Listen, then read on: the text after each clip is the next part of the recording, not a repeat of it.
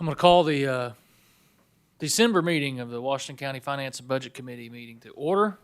I have asked Prosecutor Matt Durrett to do our prayer and pledge this evening.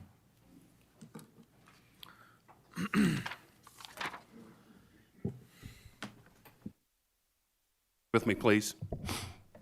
Father God, we come today and we thank you. We thank you for all the blessings you've given us. We thank you for another day on this beautiful creation.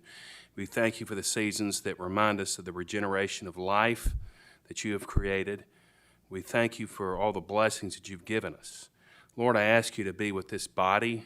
Please give them wisdom as they make decisions that benefit and affect each and every citizen of this great county. We thank you for this country that we live in. We thank you for life in general, Lord. And we're thankful for a number of things, but sacrifices, especially today, as we recall 80 years ago, the brave men and women who lost their lives at Pearl Harbor, defending our country. And 2 years ago, the ultimate sacrifice by Officer Stephen Carr at the Fayetteville Police Department. We ask that we never forget those individuals and that you keep their sacrifice forever in our memories. We thank you most of all for your Son, our Lord and Savior, Jesus Christ, for it's in his name we pray. Amen. I pledge allegiance to the flag of the United States of America and to the republic for which it stands, one nation, under God, indivisible, with liberty and justice for all.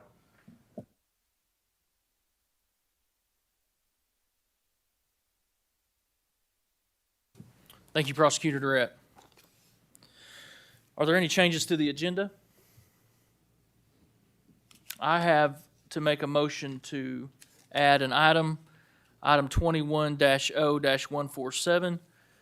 This is an ordinance to incorporate the amendments we made to the sheriff's and jail's budgets for 2022.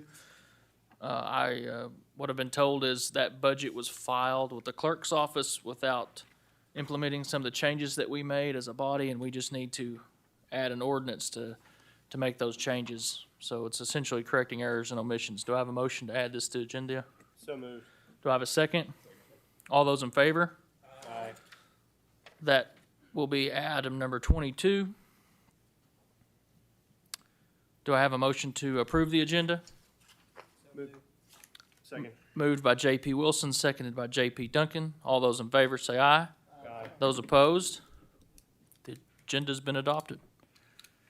Item number 4, we're going to hear for monthly reports. Treasurer Bobby Hill.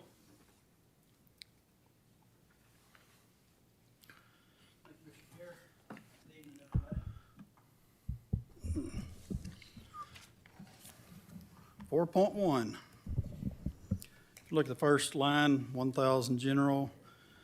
You notice in the expenditures, there's $8.5 million gone from that fund. That's, if you look at the second line, the reserve fund, that's where half of that money went. So just want to make sure everybody understood we didn't actually spend $8.5 million out of the general fund in November. So, but every fund has very good balances to end November. Down there, the 3525 and emergency rental assistance.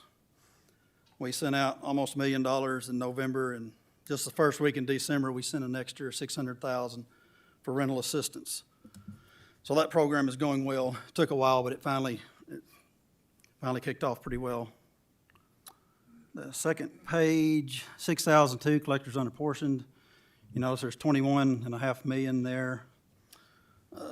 We have the final tax settlement coming up. That will take half of it, and then excess commissions will come out next year. So, but most of that will go to the schools.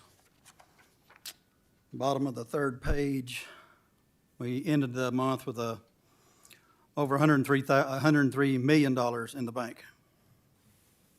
4.2 property taxes received in the general fund.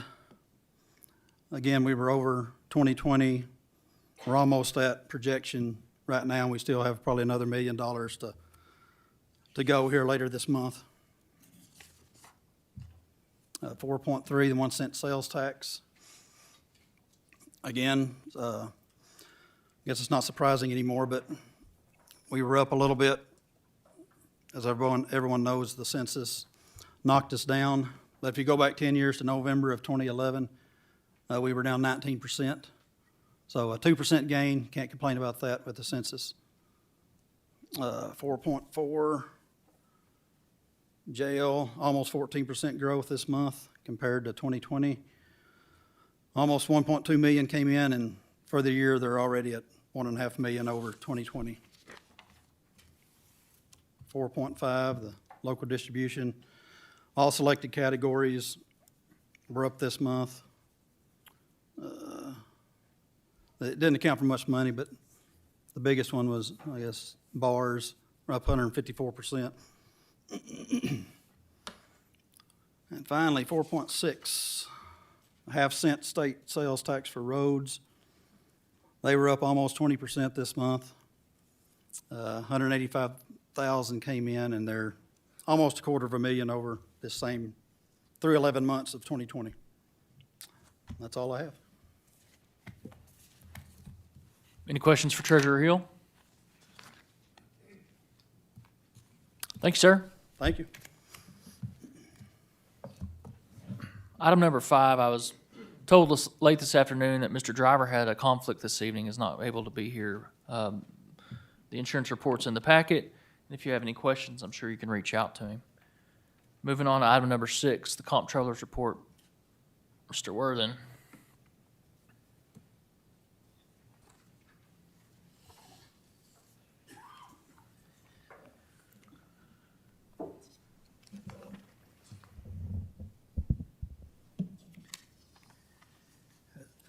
Six point one is a summary statement of operations, expenses by fund and department. And we're 11 out of 12 months into the year. And all the detail is there in your packet. The general fund is at 79.2% actual expenditures. And then on the last page, overall, for all the funds is at 68.3%. Then 6.2 is the unappropriated reserve balance report that reflects all the ordinances that were passed last month. And the American Rescue Plan Fund has 3046 has $16,891,306 left in it, and it started out at $23,229,635. And general fund, net general fund, after the account for the jail deficit is still at 10.2 million. And that's all I had. J.P. Duncan. Do we earn interest on accounts like the American Rescue Plan? Does that turn over any interest that we can turn back to general? Yes, it does.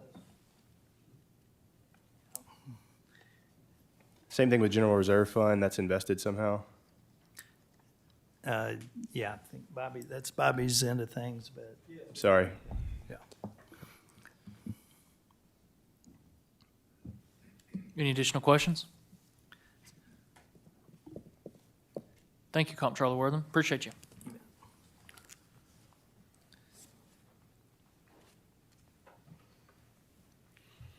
Item number 7, our first item under new business. An ordinance changing the grades of various positions in the tax collector budget for 2022 and appropriating $25,926.45 to various line items in the budgets for 2022. This is sponsored by J.P. Eckey. It comes from us for the Personnel Department last night with a due pass recommendation. Are there any questions or motions with regard to this ordinance?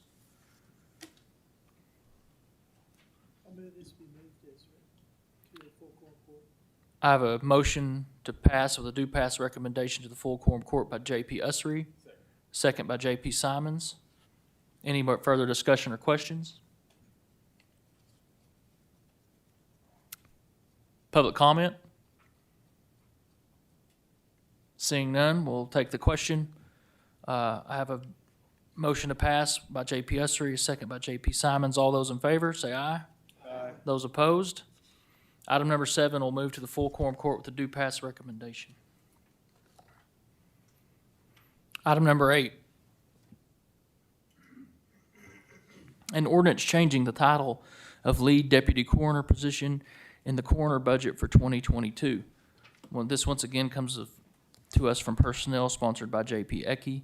I received a text from Coroner Morris. He's working this evening and will not be able to make the meeting, but he said this does not affect dollars, but it does, however, revise the budget by revising the title. So we need to approve this to the full quorum court. Any discussion or motions? Move passage of item 8.1. I have an item to pass to the full quorum court with a due pass recommendation by J.P. Duncan. Second by J.P. Ussery. Any further discussion? Public comment? We'll take the question. I have a motion to pass by J.P. Duncan, seconded by J.P. Ussery. All those in favor? Aye. Those opposed? Item number 8 moves to the full quorum court with a due pass recommendation. Item number 9, an ordinance changing the grades of 2 positions in the prosecutor budget for 2022 and appropriating $9,833.91 to the various line items in the prosecutor budget for 2022. This comes to us from the Personnel Committee last night, sponsored by J.P. Ecke, with a unanimous due pass recommendation. You can see the ordinance. Any discussion or motions with regard to this ordinance? Be passed on to the full quorum court. I have a motion to pass to the full quorum court with a due pass recommendation by J.P. Ussery. Second by J.P. Wilson. Any further discussion or questions? Any public comment? We'll take the question. I have a due pass recommendation by J.P. Ussery, a motion to due pass recommendation by J.P. Ussery, a second by J.P. Wilson. All those in favor say aye. Aye. Those opposed? Item number 9 will pass to the full quorum court with a due pass recommendation. Item number 10, an ordinance appropriating $501,000, $501,324.10 from the unappropriated reserves in the road fund to various line items in the road department budget for 2022. This item was, after a lot of discussion last night, was passed to us from the Personnel Committee. This is a ordinance to bring some increased pay to our road department employees. J.P. Lemming, would you like to introduce this? Is he in here? Oh, there he is.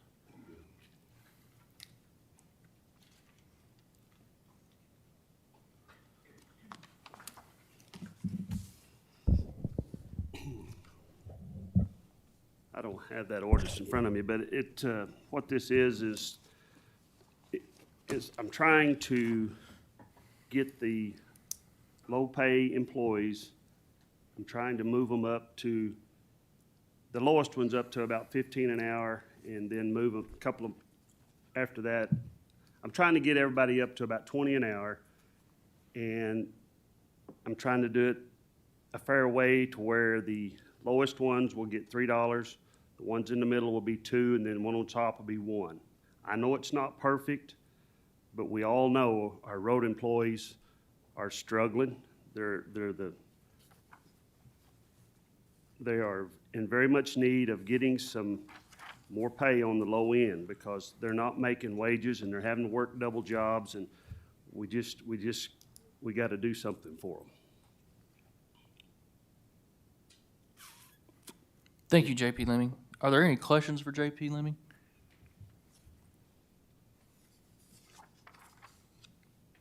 J.P. Duncan. None for J.P. Lemming, but I would be curious to hear from the Chief of Staff to get his perspective on this ordinance.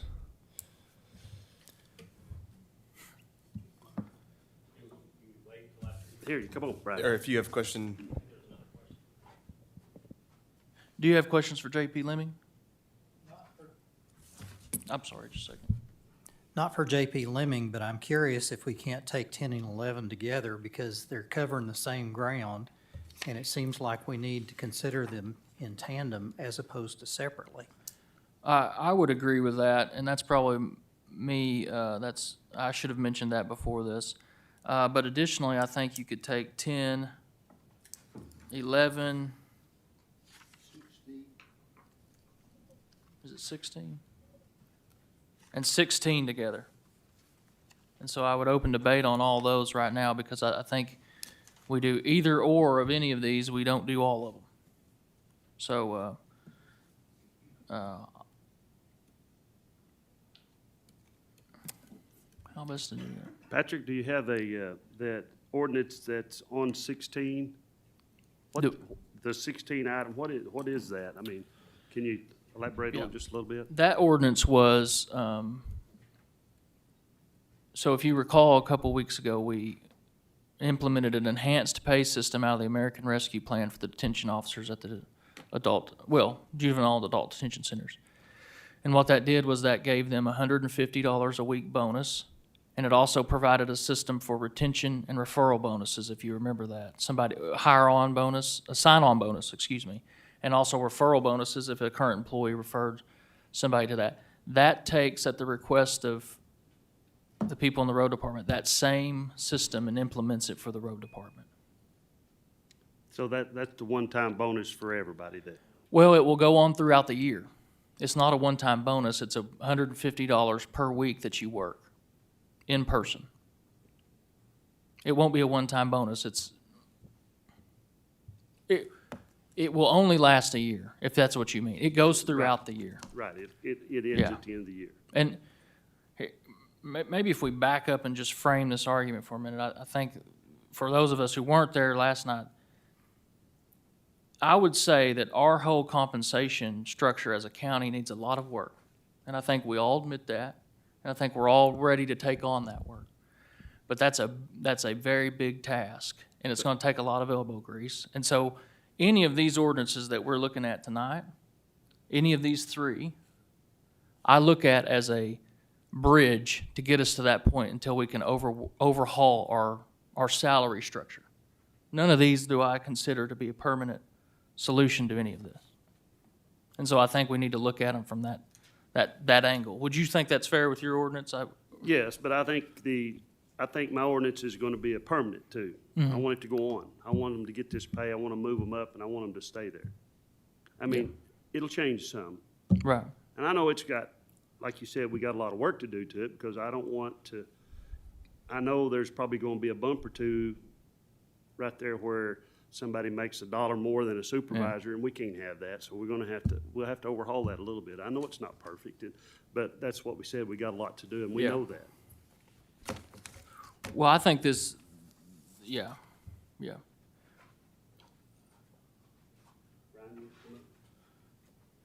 JP Duncan, would you like to, can we hear from you? Can we get JP Duncan's questions answered? So clearly, the judge feels like our county road employees, and to some extent all of our county employees, when we start looking at our hourly guys, there's a lot of room for improvement. As you hit on, I feel like the county has neglected our salary administration program for years, and it's kind of catching up with us now, and the pandemic hasn't helped.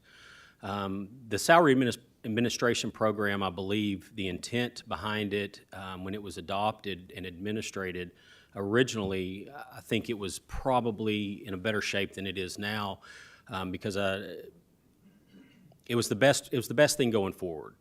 There's a lot of big companies that utilize the same salary administration program, and it gives us a way to grade our employees, which is to say the employees with less responsibilities have a lower grade than employees with a higher responsibility.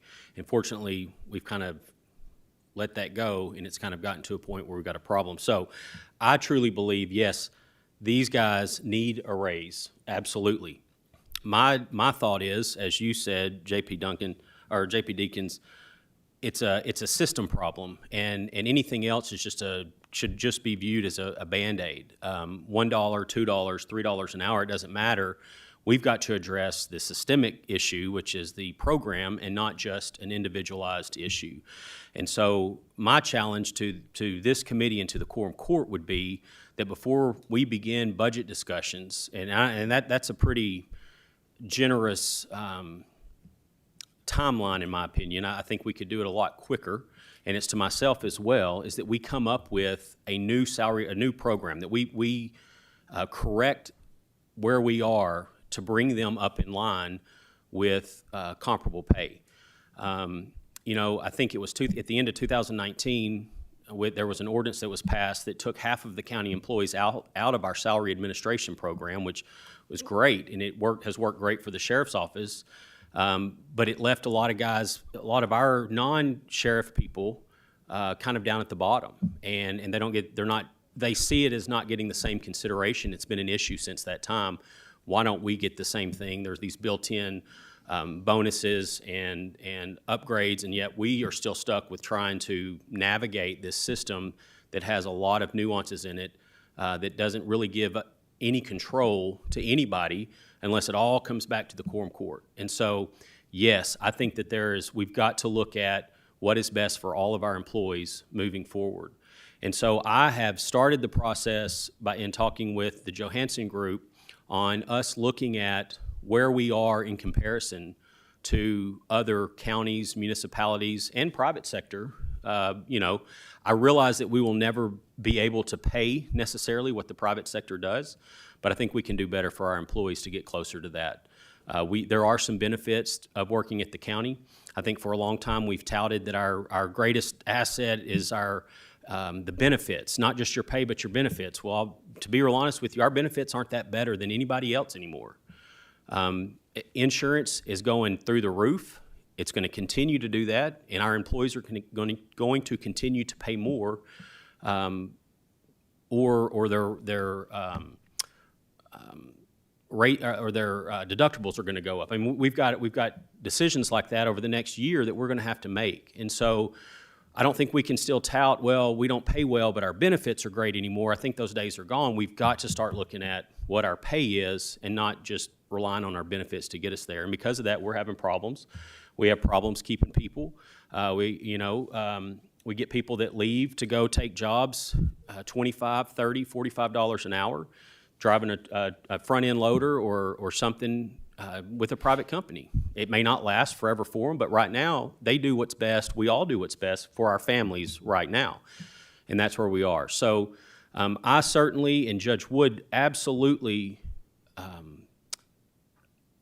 ask that you do increase the pay of those guys, but we also ask, and we also want to change our system, correct our system to get it where it needs to be, because it is really lagging behind.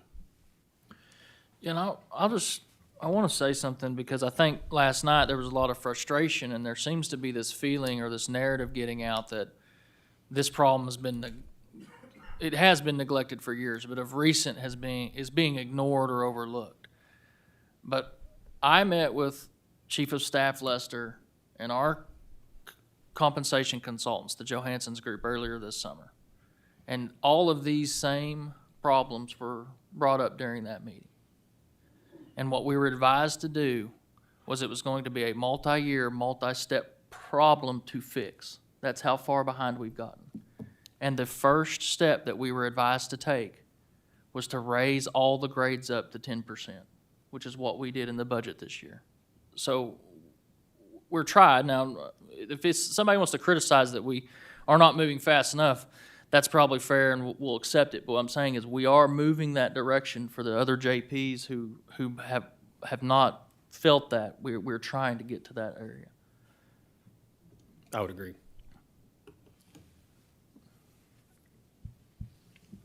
That 10% you're talking about. Got to move that microphone up close to you there, JP. That 10% you're talking about is just for the low end, right?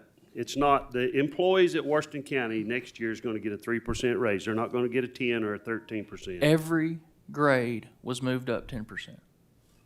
Every grade that we have in the county was moved up 10%. It's a max of 10%.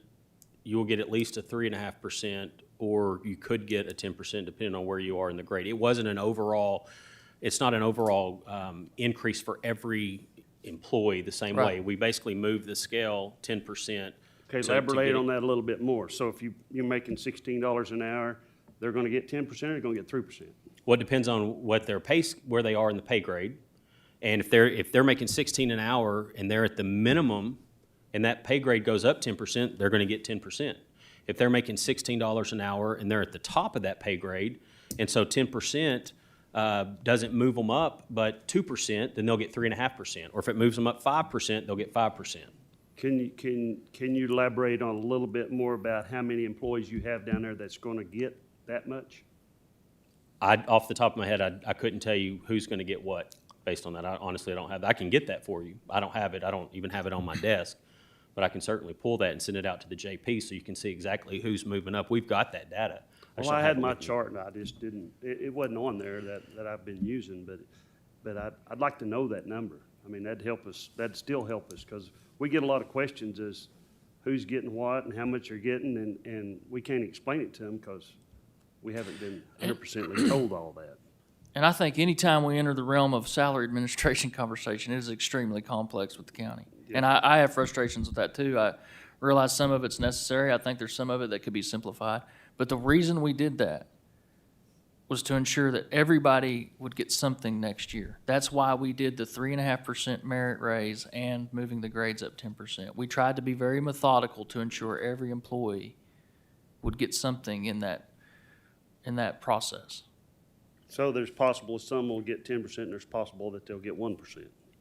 Or 2%, or 3%, I'm sorry. You will get a minimum of 3.5%. That will be the least Yes. of an increase anybody will get. Some people will get the full 10%. Okay.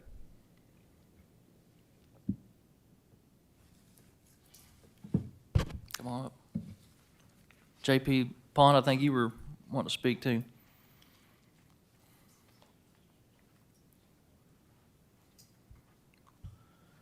JP Wilson, I'm sorry, did you have questions for Chief of Staff or? Yes, Can you come thank you, up? Mr. Chairman. Yeah, I'm sorry, I I didn't just see wanted to make sure I understood correctly. I think I was hearing from Chief Lester that we're going to, before budget season, or in the first 6 months of next year, try to make some significant changes to our system to try to rectify some of the problems that are in it. Is that correct? That is correct. And That's if I did not ask. communicate that, then I'm sorry, but I think that was always the plan. That was the plan back this summer when we met with the Johansson Group, that we were doing this first step, and then very early on next year, we were going to have to do something more system-wide and more substantial, I guess is what I'm trying to say. I was just wanting to verify that was my understanding, wanted to verify it. You know, I'm in one of those rural districts, so it's very important to me that we take care of our road crew. Yeah. Because all those roads out there have to be maintained, and so it's very important that we do that. At the same time, I do think we need to have a system by which we take care of our salaries and not blow it up. So I think those both Yeah. are true. And I think, you know, and probably me too, I tend to focus, at least right now, on the detention centers and the road crews because they seem to be in the most critical status right now of employment. But we also realize that the job market's extremely tight, and every position in the county is going to be experiencing something. That's why it's important to move these scales together in fairness of the whole county. JP Pond? I had a question. I'm glad Brian's back up here because this ordinance that J.P. Lemming has brought to us, my question is, because this is a raise for a certain number of the folks, and I realize that other employees in that department will have to come back and adjust some other pay raises that will match those appropriately. But my question is it appropriate for us to be considering using American Rescue funds for this. It's an ongoing thing. We're looking at giving these people a raise, and, The American Rescue Plan money cannot be used to give raises. okay, that's why I was a little hesitant about the idea of lumping this ordinance in with those others. in Right, this. those funds cannot be used to give a raise. There is also a $25,000 per person cap for the lifetime cap on any bonuses that are given. And so, even with what has been proposed and what is currently in place, those are incentive bonuses that are ongoing. Whereas, last month, what was passed was a look-back one-time bonus for all county employees. These are incentive bonuses moving forward to help get our jobs filled, because we all know that COVID had an impact on the job market, and it's had an impact on us filling spots. And so that's what that is. But once, if a county employee gets to the max, that $25,000 max, then they will no longer they'll no longer be eligible for that incentive amount going forward.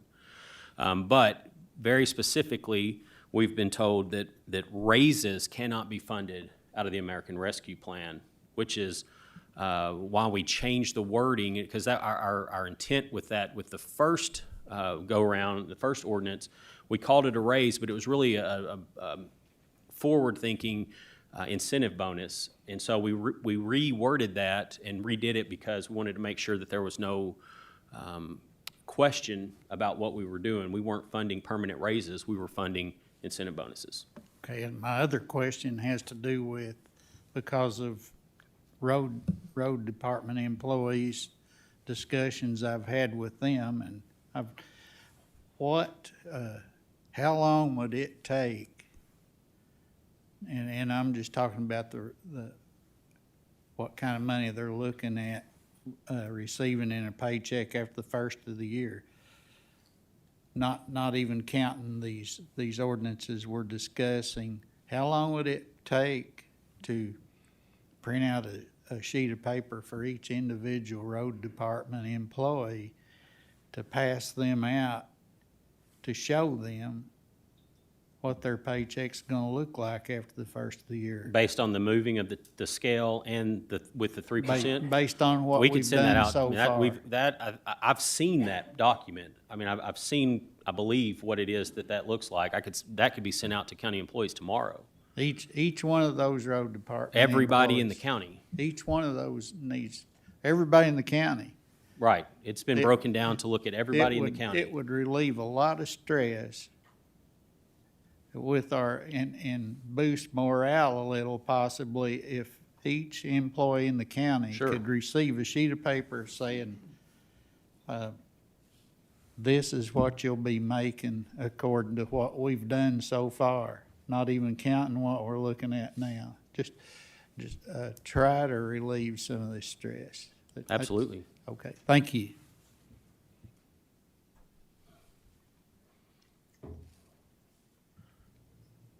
JP Esser? Thank you. I realize I'm jumping ahead, but I believe if I have this figured correctly, the number 16, the ordinance that has to do with taking the money and using that as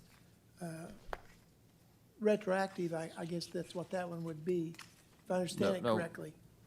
16 would be proactive. So if it's moving forward, that's $150 a week.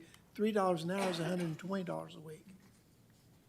So I think that if we use this as the bridge, I think it would put us kind of where we need to be and give us the time that we need. And so anyway, that's my suggestion. Thank you. Any other questions for Chief of Staff right now? If not, I'm going to cue your mic, JP Dennis. I'm going to get you going here. JP Dennis. Thank you, Chairman. Number one, I totally oppose putting these three together. I think you're out of order by doing it. I'll say that for the record. So you're wrong in talking about three different ordinances at the same time. All have different amounts, all have different meaning, all were done separately. We didn't collude putting these together, so I don't know why we should talk about them collectively and then vote on all of them at one time. We won't vote on all of them at one time, Okay. but I think the discussion is pertinent to each one of It's them. pertinent to All each of one the of them. discussion will be pertinent But to each one of them have, if you look at each one of them, they're different. And so, you know, if you base your decision how you're gonna vote on, the ordinance that I've written for the $1 an hour, then that's different than looking at the ordinance that's 3, 2, and 1. And so I don't know how you're separating the conversations, so you're doing better in your mind than I am. I'll say that. But what I will say is this.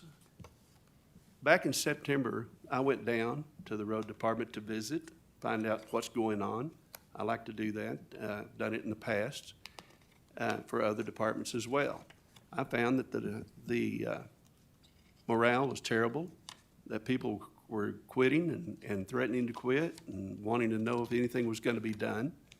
I came back to the court in October, and I brought it forward in just a meeting and a discussion like what we're having here, and I was told, sorry, you can't bring it up. You have to go back and get it written up into a ordinance. So September, then October, then November didn't come about, and now here we are in December. And what I was trying to get them was relief from when we started in October. And that, you know, now you're gonna say, we're gonna vote on it and vote it down because we got a different ordinance that has 3, 2, and 1 on it. So it was common sense to me in the respect that the money that I asked for was unappropriated money that came about because people had quit. That money was for labor. Well, the road department guys had to pick up the slack and do their jobs as well. I know this is a fact. One grader operator needed to replace the tile and called in for the tile crew to come and replace it. And they said, there's no tile people here anymore. You'll have to come back to the road department. You'll have to change equipment, get the proper equipment to take the tile or culvert out to the location, put the culvert in, cover it, come back, get your road grader and go back out. Now that's pretty inefficient, and it was pretty hard for that individual to do both jobs. But that's where we are. And the reason we're there is we pay them so poorly that they can find other jobs so easily. And that's understandable. And I appreciate them staying as long as they are. But I'm telling you what I hear from them, not from what I hear from my constituents, but what I hear from the people at the road department, is they're looking to see what they're gonna get, not only in salary and how you treat them on this. And I suggest that you all get down there and learn how to drive a road grader, because if we don't pass something, someone's gonna need to run them whenever the snow gets here. And running a road grader on snow is a whole lot different than just pushing a truck. So we're gonna be out of drivers, we're gonna be out of a road crew, and we talk about how long it takes. To me, it takes way too long. It takes way too long.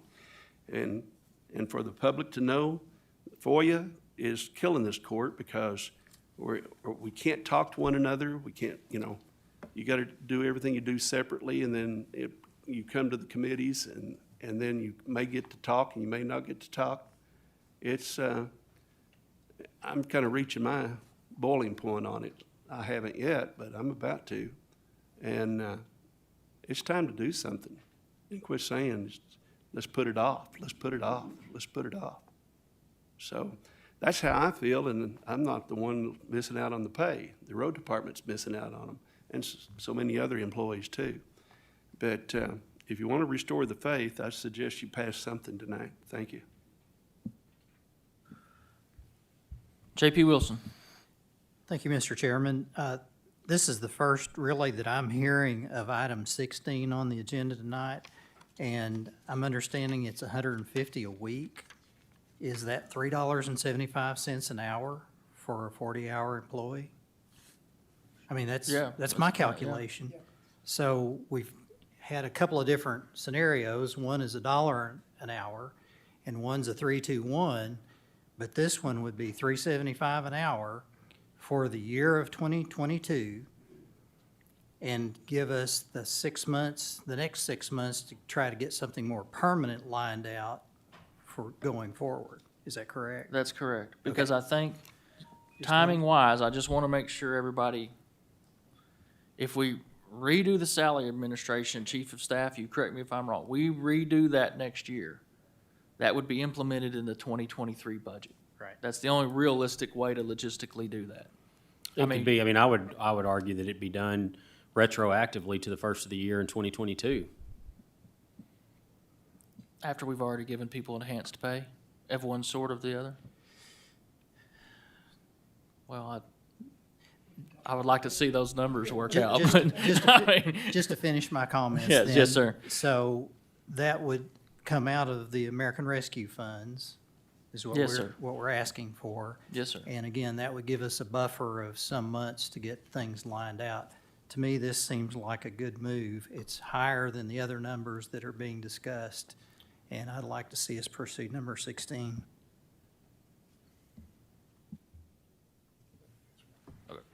Any other questions for chief of staff?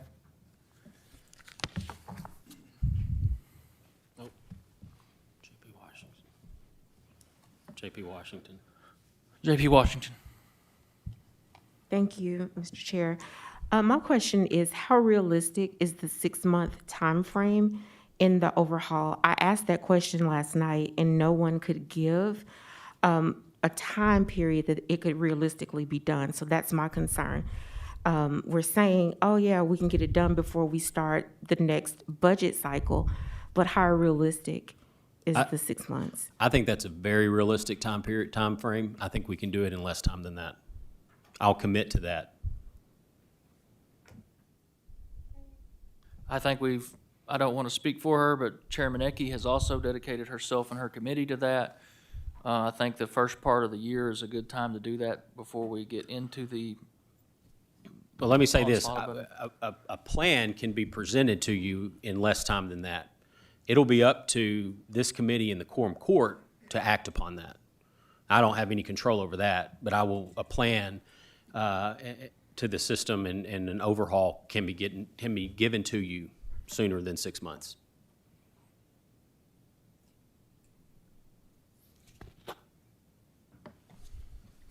Any other questions for chief of staff? Now, we do have an item in front of us, item number 10, that we have no motions or anything on.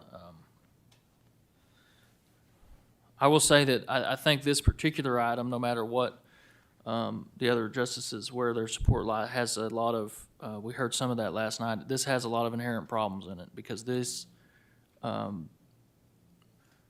stratifying these raises like this will cause people to jump grades and could also even cause people to jump in the hierarchy to make more than their supervisors, and I find that very problematic as a whole as we can move forward. So I'd like to make a motion that we postpone item number 10 indefinitely. Second. I have a motion to postpone indefinitely made by J.P. Deakins, a second by J.P. Duncan. Any discussion? All in favor, say aye. No, I don't think we had, nope. Item number 10 has been suspended indefinitely. Roll call. I'm sorry? Nice to have a roll call. See who voted how. Okay. Ms. Collins, would you call a roll? This would be a motion to suspend this item indefinitely. Lance Johnson? Yes. Sean Simons? Bill Ussery? Yes. Sam Duncan? Yes. Chandra Washington? No. Jim Wilson? Yes. Item suspended indefinitely. Item number 11. An ordinance appropriating $227,642.06 from the road fund to various line items in the county road budget for 2022. J.P. Duncan. I move that we suspend item number 11 indefinitely. I have a motion to suspend indefinitely by J.P. Duncan. Second by J.P. Johnson. Any discussion? J.P. Usry. Thank you very much. I'd like to just say that both of these ordinances, y'all did some work on this and you brought something forward. And it certainly did help with the discussion. And so don't feel like that you're defeated just because we're doing this. I feel like they were coming out way ahead because y'all did this, and we appreciate that. Thank you. Any further discussion? All those in favor? Aye. Those opposed? No. Item number 11 suspended indefinitely. Item number 12. An ordinance establishing guidelines for the expenditure of the American Rescue Plan Act funds. J.P. Wilson. Thank you, Mr. Chairman. It's come to my attention today that this ordinance, as written, only applies to 2021. And this being December, that would make that non-functional. So I ask or move that we table this ordinance until January, and we'll try to get corrections made for that. I have a motion to table by J.P. Wilson to the January Budget and Finance Committee meeting, a second by J.P. Simons. Any discussion? All those in favor? Aye. Those opposed? Item number 12 has moved to the January Finance and Budget Committee meeting.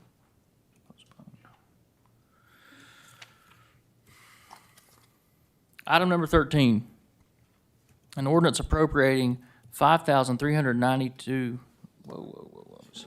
excuse me, I'm a factor off.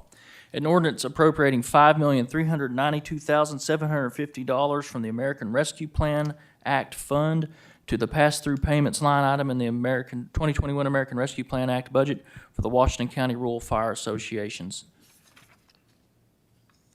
J.P. Lemming, would you like to introduce this? This was an ordinance passed to us from the County Services Committee to provide funds to the Washington County Fire Association for air packs. J.P. Duncan. I move passage of item number 13.1 to the full quorum court with a due pass recommendation. I have a motion to move to the full quorum court with a due pass recommendation by J.P. Duncan, a second by J.P. Wilson. Any discussion? Any questions? J.P. Johnson. Yes, thank you, Mr. Chair. My question is, have the cities of Springdale and the cities of Fayetteville bought into this whole concept? And the second question is, are they willing to participate with their rescue money in the payment of this apparatus? Mr. Watts, is that a question that you would feel comfortable addressing?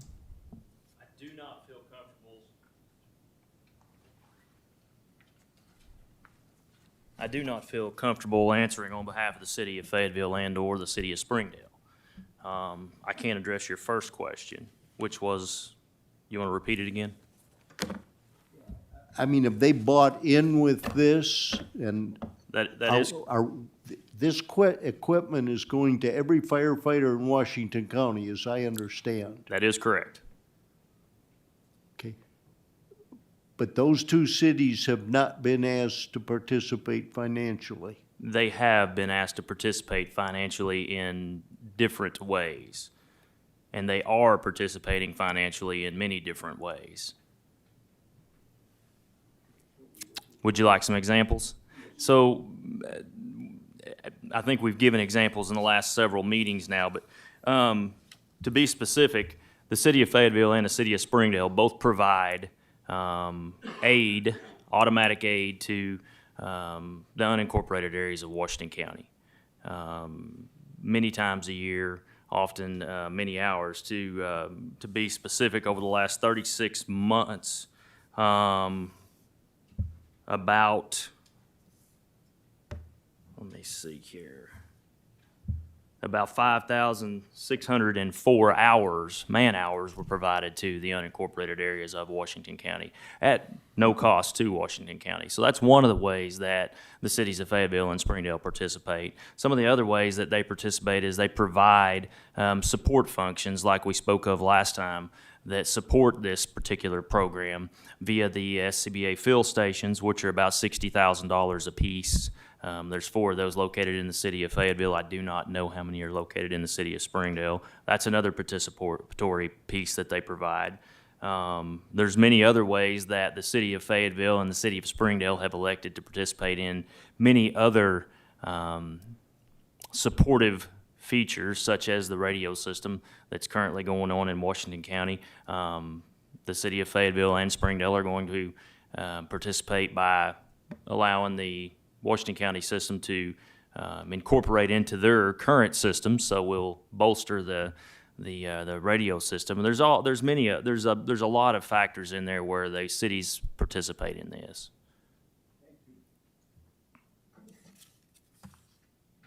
Any further questions? Any discussion? We appreciate you, sir. Thank you. Any public comments?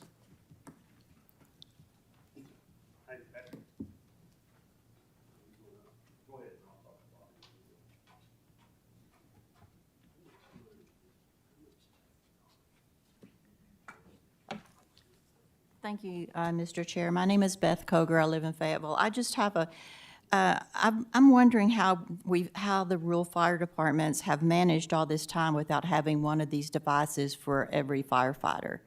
Do we really need 300? I mean, this is a question they would answer, but could we get by with less? Because 5.whatever million this is, that's a lot of money. And the other thing is that I don't think it's fair that we should be passing this right now when we've completely ignored the needs of the community for necessities like food, shelter. None of that has been addressed yet, and those are my concerns. Thank you. Public comments. I'm Eva Madison from Fayetteville. So my mom has always supported the rural fire department, so I fully support this. But I think this size of this amount is something that everyone on the quorum court should really take a pause about how we are just spending the American Rescue funds really lavishly. And it seems to me that we haven't really decided what our priorities are for spending the money. We're taking every worthy cause that comes along and funding it. And they're all worthy. Upskill, the firefighters, there's no question. There are endless number of worthy projects that we could fund with $46 million.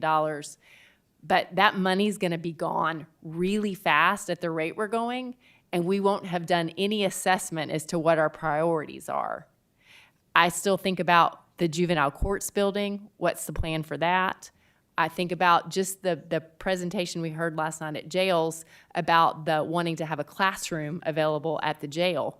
My understanding is that could be funded with American Rescue Plan funds, and that would be a permanent part of our criminal justice efforts that we wouldn't have to fund out of general. And so I think we've really got to put the brakes on all this really lavish spending with just what's being presented and really think about how we want to spend this money and what our priorities are. And J.P. Wilson has tried to do that. We're still trying, but at some point, all that money is going to be gone, and we're going to look around and say, oh, wait a minute, we didn't figure out what we want to spend it on. We just spent it on the people that came and asked. And so I support this, but I think this is really a big sign that it's time to slow down and make sure we've got our priorities straight for how we're going to spend this money. Thanks. Public comments.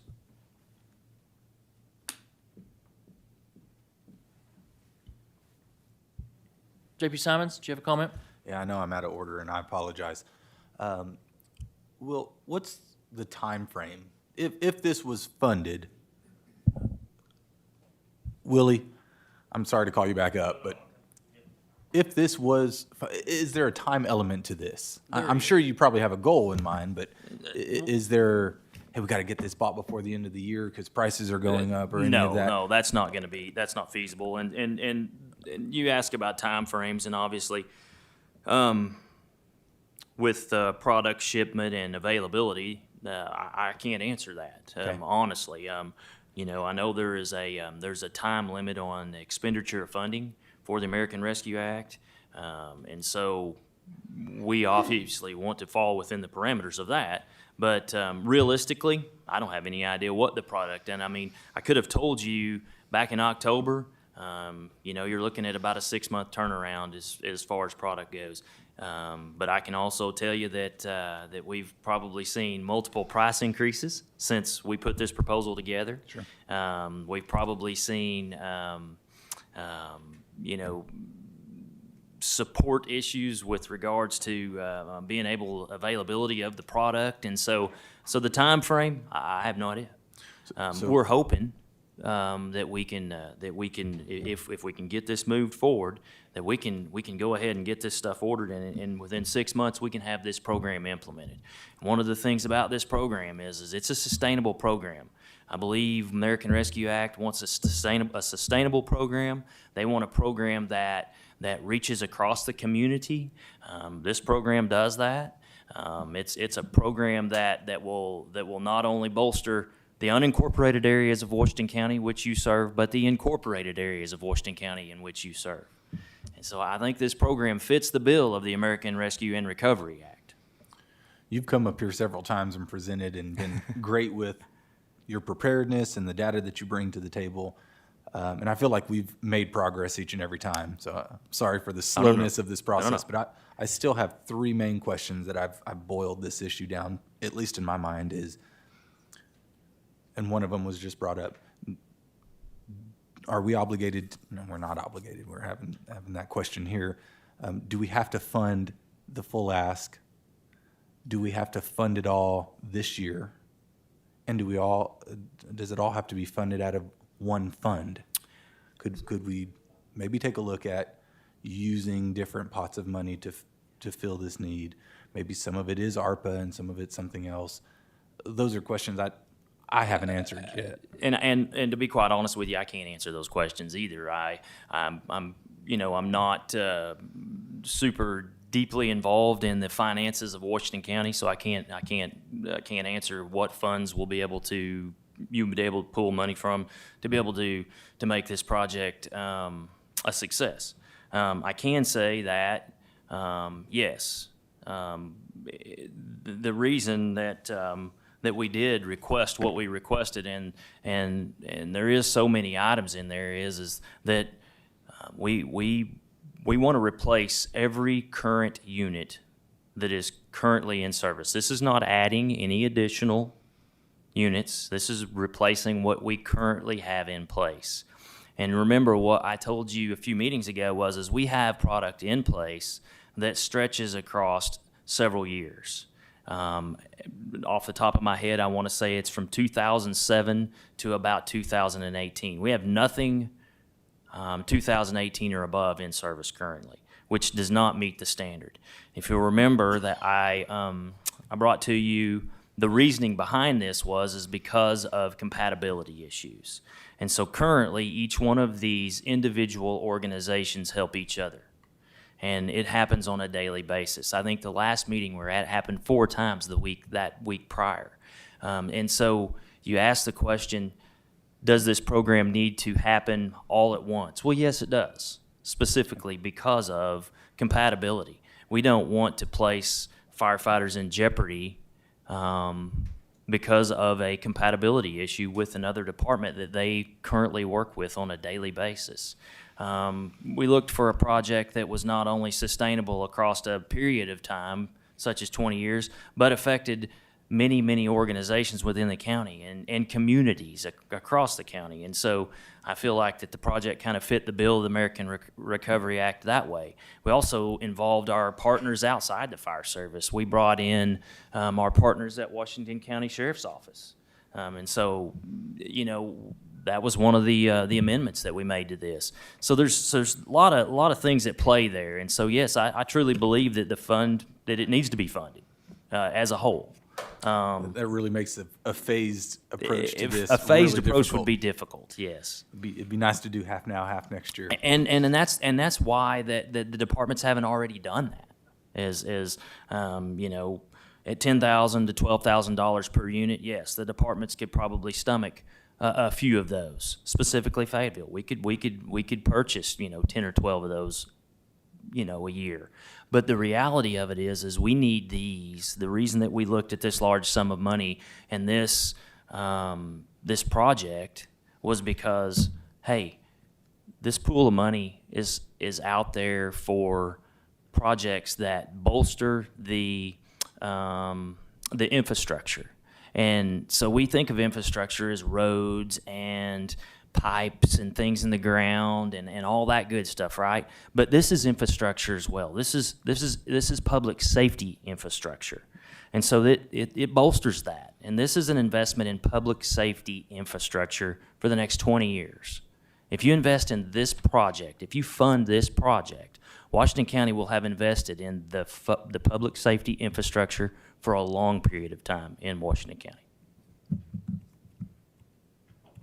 Thank you. Anything else? JP Duncan. Just a couple questions on the allocation of the total 5.3 million. What percentage of that is the unincorporated rural fire departments? So outside of Fayetteville, Springdale, Farmington. Well, do you want the unincorporated areas outside the cities? Because there's more than just Fayetteville, Springdale, and Farmington that is incorporated in this Washington County. And so another thing that happens across the fire service too, I can get that data for you. But one of the things that happens is there's departments that are in play that have a dual role. And we'll use Prairie Grove, for instance. Not only does the city of Prairie Grove cover, the fire department of Prairie Grove Fire Department cover the city of Prairie Grove, it covers the unincorporated areas that surround Prairie Grove as well. And so to give you a true number, it's very difficult.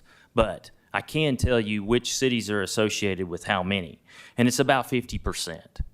About 50% of what we're asking for, actually it's a little over that. It's 70, do what? 72% of this would go to Washington County, to departments that solely provide service to areas of unincorporation. Okay. And then I believe this was asked, and forgive me if you already answered this question. What have you gone to Fayetteville, Springdale, and requested American Rescue Plan funding for their portion of this? So we have not requested American Rescue Plan money, but the American Rescue Plan Act funding that Washington County received, they also received for the city of Fayetteville, Springdale, Prairie Grove, Lincoln, Farmington, and the list goes on.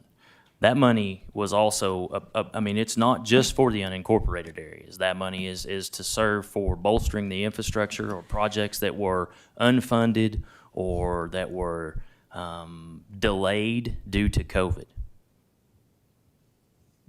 I think for me, I guess I'm a slow learner, and then hearing this for the third time, it finally clicked that this is covering every part of Washington County, unincorporated, incorporated, and knowing that Fayetteville and Springdale also got funding. I'm going, why isn't there a split ask where this is coverage based on? I get there's 72% of it, so the majority is us. So I did some short math because I'm definitely not an accountant or anything like that.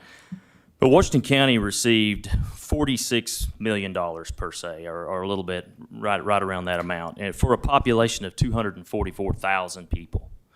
And across the state of Arkansas, the demographical figure was about $195 per person. Maybe it was $197 in some places, maybe it was $210, but it was around $195 per person that each person received of American Rescue Acts. And the counties became very unique in their funding mechanisms. Not only did the county receive funding for the populations, but the cities received funding for the populations, correct? And so if we were to exclude the two big cities out of Washington County, which, remindingly, they are part of Washington County. If we were to exclude those two populations, the population of Washington County would roughly be 66,000 people. And doing a comparison based on American Rescue Act funding per counties for about 66,000 people, Washington County would have received about $12 million total. Not 46 million, 12 million total. And so, yes, the question is rose, why should we include Fayetteville and Springdale? Because they are part of Washington County. And once again, this bolsters the public safety infrastructure of Washington County, just like we fund anything else in Washington County, whether it's the jail or a road or anything else. This is going to affect the citizens of Washington County. Fair enough. Thank you. Any other question or discussion? Public comments? I think we got in the middle of public comments here, so if there's any other public comments, you can come forward.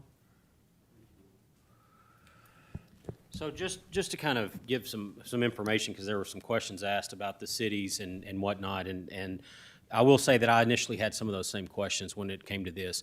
I've had the honor of the last 5 years of working with a lot of these rural fire departments, not directly. I don't go out, I don't carry a line, I'm not a member, but I've gone and spoken to their organizations, and I've worked with them especially on our radio system, which we're in the process of upgrading. And I found out something. I worked and volunteered as a volunteer firefighter for a rural area where I grew up for a number of years, and it was very territorial. Each rural fire department, you were within your limits unless you were asked to come help. You didn't get outside of that. What I've learned from talking to these guys over the course of the last few years is that's not at all what we have today. Our rural fire departments, along with our city fire departments, work together. There are times that the city of Fayetteville has actually responded to something south of Greenland. That's a long ways out of their tax base. But that's what they do, because right now we're having these rural fire departments are having a problem getting people to volunteer their time and to help out. And so a lot of times we have the cities going way outside of their city limits in order to help out to provide fire protection services. And so that was something that I didn't know that I think is something we should all consider is it's not like the ones in anything inside of a city of Fayetteville or Farmington or Prairie Grove or Elkins is just going to be inside those city limits. They're not. They're going to be covering the rural parts of Washington County, which aren't afforded the same fire protection services that our cities are because we can't fund that. And so these guys truly, while you'll see Fayetteville Go Hogs and you'll see the yellow trucks in Springdale, they're all one group. It's all one community, and they work together that way. And so watching and mapping out this radio system and being involved in these things has shown me what the mutual aid looks like, and it's incredible, and we should all be proud of that. So for what it's worth, I think that's something to consider when you're considering funding something like this. Thank you. Public comments? State your name and where you're from. Hello, my name is Stacy Harper. I am from Fayetteville, Arkansas. I am the founder and executive director for the nonprofit organization Lighthouse Solutions. And I'm just here listening and just really wanting to be informed on what's going on. And before you guys pass anything, I just really want you all to just, our motto is see a need, fill a need. And before this is passed, please look at the community with the American Rescue Fund, and especially businesses in the area and nonprofit organizations, especially Black-owned businesses. They were presented with us to put together a proposal of what we can do with the funding in this area during the pandemic. And I am here to say to you guys, since the pandemic started, we have serviced over, with the help of my partner with another nonprofit organization, we have serviced over probably about 15,000 people. And we are servicing people, you know, through workforce development. We are servicing people through arts and recreation. We're servicing people through food, and we're known as Feet on the Street. And something that you guys said is that if you want to restore the faith, please just think about coming out to visit us and see what we do, because every day we're out there making sure that people are sustaining themselves mentally, physically, and emotionally. And with that American Rescue Fund, it can help a lot of people right now in dire need of mental services, and that is something that we actually provide. I don't know if you guys saw on the news today, graffiti feeds. That's us. We're the ones that are working with the police department to clean up all of the vandalism, all of the areas, and restoring all of the murals that have been vandalized. That was us out there with individuals, especially teens that are in need of workforce development, that are in need of community hours, that are part of JDC. So we're out here, guys, Feet on the Street. Please, before you pass this, come out and visit us and see what we do, because right now we're funding our nonprofit organizations out of our own pockets. And when I tell people, when people look at my financials, it doesn't make sense with my impact report, because I'm not receiving what other organizations are receiving, but yet I'm still out here, and we're still out here along with Monique Jones with the food pantry at St. James, feeding hundreds and hundreds of people on a daily basis. So before this is passed, I am inviting you guys this week, before this week is over, to come out. Our office is at 384 East Sunbridge Drive. Monique will give you her office address at the St. James Food Pantry. Please just come out and see what we do.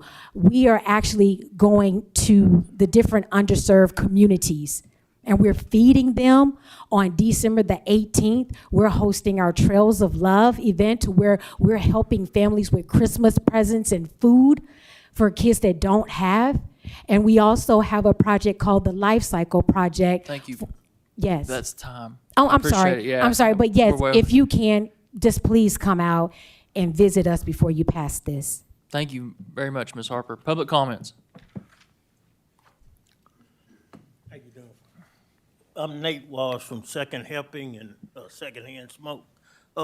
Like she was saying that, I actually met with Upscale yesterday, and they told me about what they did. But my question, I think, next week I'm feeding JDC, and this is not anything other than what we're trying to do in this community, and I'll make this short. My question would probably be, is there a criteria as far as how you, allot the money to different organizations, or different, police department or whatever, is there a scale to say, not that one entity deserves it more, but is there to say, they're in more dire need than the other, or how do y'all come to that? Mr. Wald, I'm sorry, this is a time for you to address us. Just by decorum, we're not Okay. supposed to.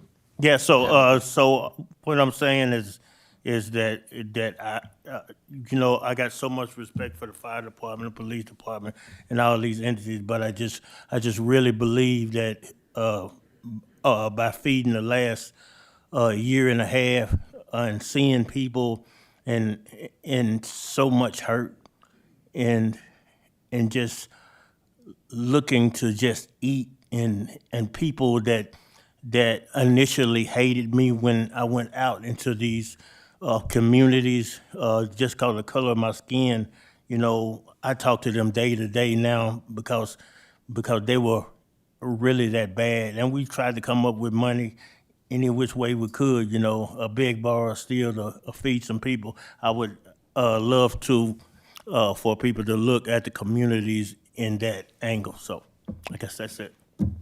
Thank you, Mr. Walls. Public comment.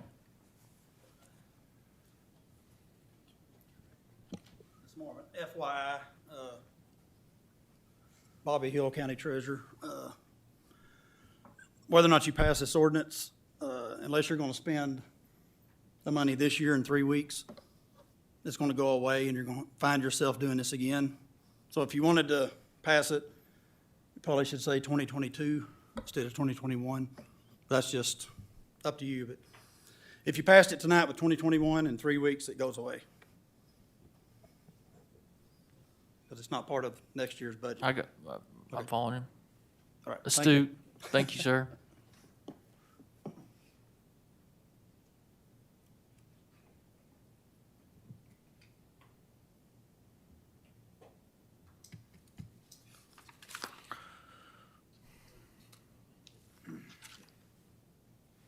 I'm looking over the ordinance. I'm trying to see where we need to amend it. Is it only in the title?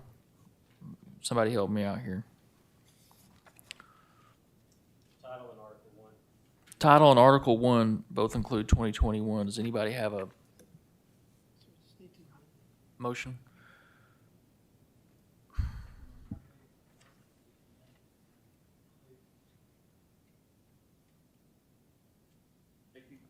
JP Wilson? I move that the ordinance be amended to include 2022 in place of 2021 in each location. I have a motion to amend the ordinance to 2022. I think that's line 14, and in Article 1, line 50, and a second by J.P. Duncan. Any discussion? All those in favor? Those opposed? Okay, back to the original motion. I believe we had a motion to pass with a do pass recommendation by J.P. Duncan and a second by J.P. Wilson. Any further discussion? All those in favor? Aye. Those opposed? Item number 13 will move to the full quorum court with the do pass recommendation. Thank you, Treasurer Hill.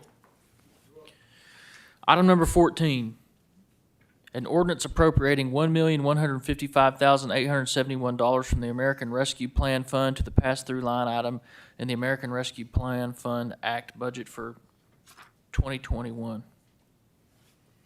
If you remember, this was it last month we heard from Central EMS, and they gave us a presentation about having loading systems retrofitted onto their trucks. And this is the funding ordinance that we've drafted to accomplish that. I would say that this would be subject maybe to the same amendment that Treasurer Hill has posted before. Any discussion or questions on this ordinance? J.P. Wilson. I move that we amend the date of 2021 to 2022 in each appropriate location. I have a motion to amend to address the dates from 2021 to 2022. I believe that's line 15. And in Article 1, line 42. Second. I have a second by J.P. Ussery. Any discussion on the amendment? We have a motion to amend by J.P. Duncan, a second by motion to amend by J.P. Wilson, second by J.P. Ussery. All in favor? Aye. Those opposed? All right, back to the original ordinance. Any questions or motions on this ordinance? I move the approval of this ordinance as amended. I have a motion to approve as amended to the full quorum court with the due pass recommendation by J.P. Wilson. Second by J.P. Ussery. Any further discussion or questions? Public comments? Seeing none, we'll take the question. I have a motion to pass to the full quorum court with a due pass recommendation by J.P. Wilson, a second by J.P. Ussery. All those in favor? Aye. Those opposed? Item number 14 will move to the full quorum court with a due pass recommendation. Item number 15, an ordinance appropriating $2,900,000 from the American Rescue Plan Fund to the pass-through payments line item in the 2021 American Rescue Plan Act budget for upskill NWA. J.P. Duncan. So those who were able to attend, we heard a presentation from Mr. Webster on last Monday night at County Services Committee. He gave a full presentation. For time's sake, I have asked Mr. Webster to give an overview of the program to the court, or to the committee tonight, and then assuming passage, there will be a full presentation to the full quorum court on Thursday. But speaking for myself, I was really impressed by the presentation, and I'll invite Mr. Webster up now to give the Cliff Note version, if you will.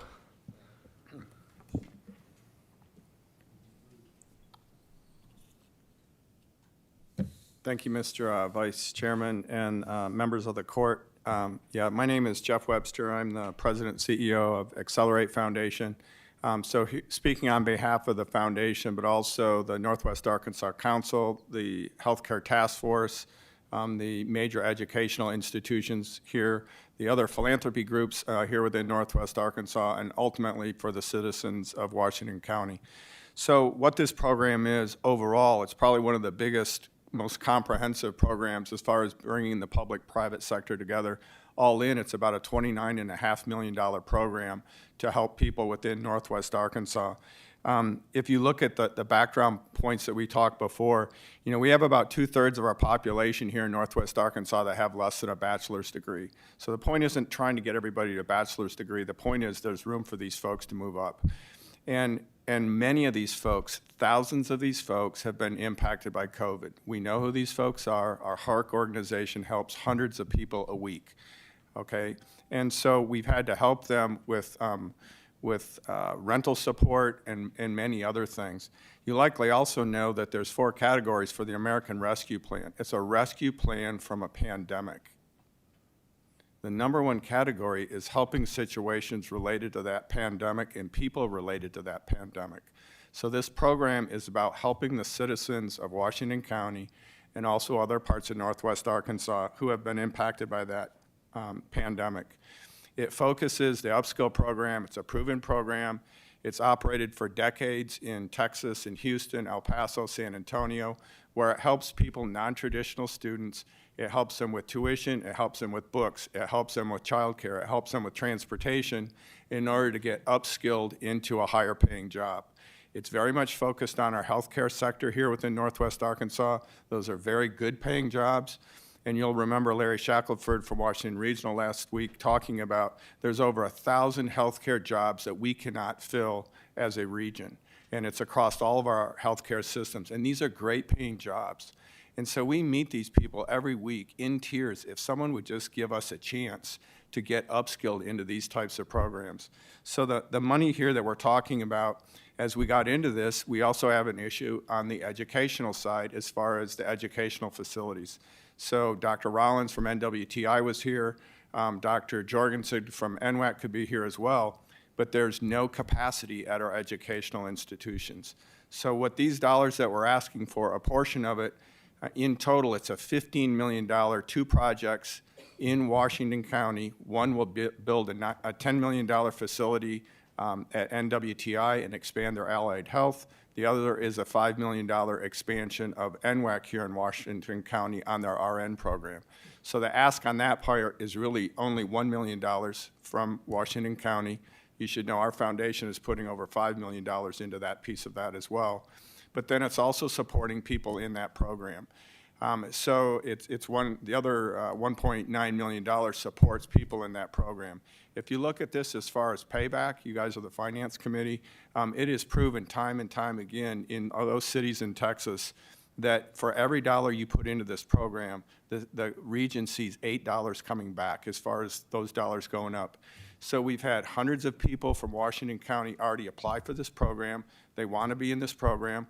We know who they are. We know where they live. We know where they currently work. We know what they currently make. We know what program they're going to go into. We can see how many dollars they will go up. It's about $22,000 per person as far as what their income will go up. That's what translates into that 8-to-1 return on investment. So that's the ask, and I guess if you have questions, I'd be happy to take them. Any questions for Mr. Webster? Okay.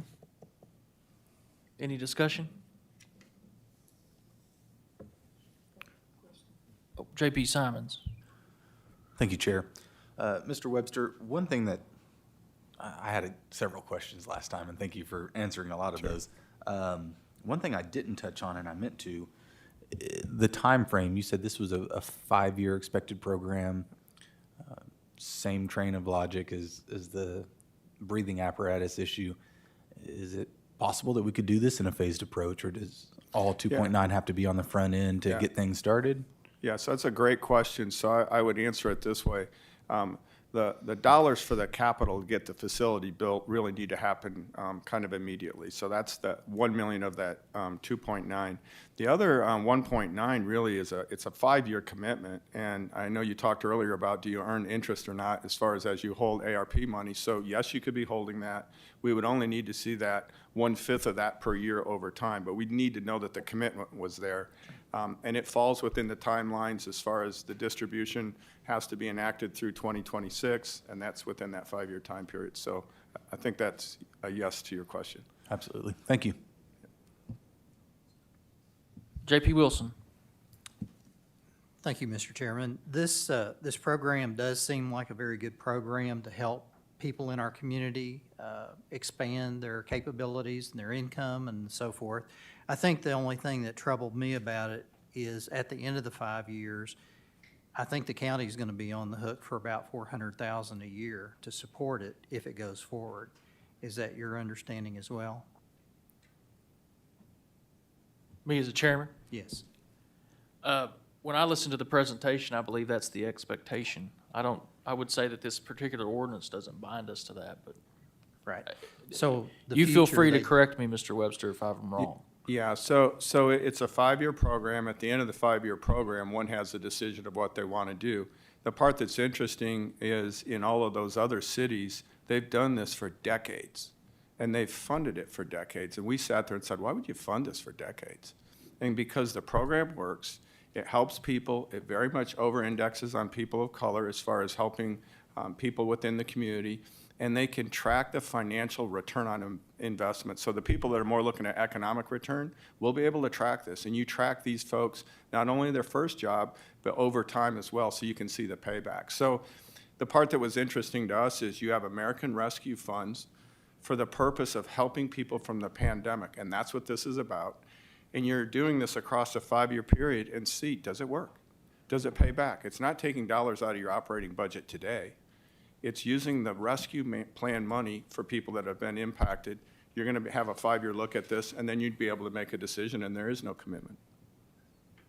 Thank you, sir. Is that it? J.P. Washington. Thank you, Mr. Chair. Mr. Webster, you just stated that this over-indexes on people of color. Yes. So out of the current applicants that you have, what percentage of those are people of color? A little over 52%.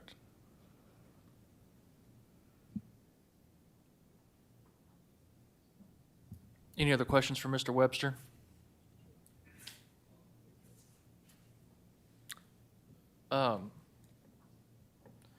Forgive me, it's already been a long meeting. I believe we need a motion for this. Is it correct? Do we have any discussion or motions? J.P. Simons? I make a motion, we send this to a quorum court with a due pass recommendation. I have a motion to pass the full quorum court with a due pass recommendation by J.P. Simons. Second. Second by J.P. Ussery. Any further discussion? Any public comments?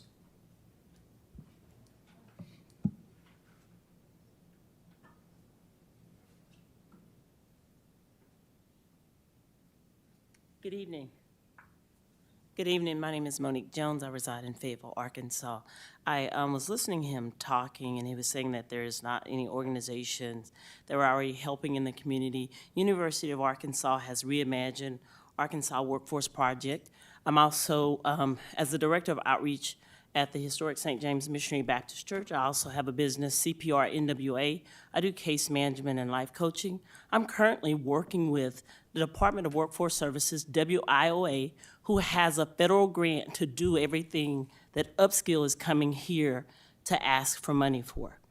They're also an NPO, and I thought we were holding off on that, but here I am today, here listening to this court, considering passing this forward to the full quorum court when you have organizations, just like Ms. Harper just said, that are boots on the ground doing the work every single day, and we're not being considered.